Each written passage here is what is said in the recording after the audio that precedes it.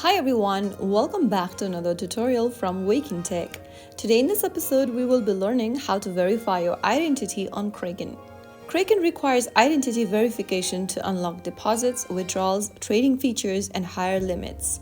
The process is fast and usually takes a few minutes, so let's get started. Launch open your Kraken application on your smartphone and log into your account. You can also go to kraken.com on a web browser and sign in. Either way, once you're signed into your account, go ahead and find the Verify Identity button, which should be appearing at the very top if you haven't verified your account yet. Simply tap on Verify Identity from the top and then follow through the on-screen instructions.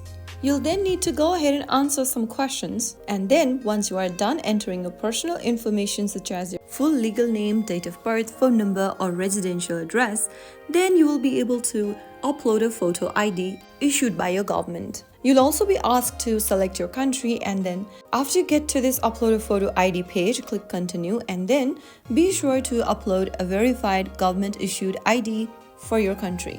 You can go ahead and select to upload a driver's license or passport depending upon your selection.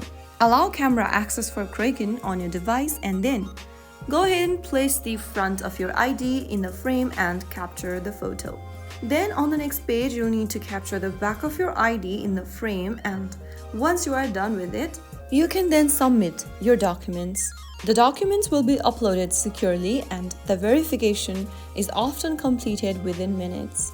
You'll receive an email once verification is complete. After verification is done successfully, you'll be able to unlock higher deposits and withdrawal limits, more trading pairs, fiat deposits, Kraken Pro features, and staking depending on your region. So that's how you can easily verify your identity on Kraken. If you found the video helpful, don't forget to like, share, and subscribe to our channel. I will be back again in the next episode. Thank you for watching.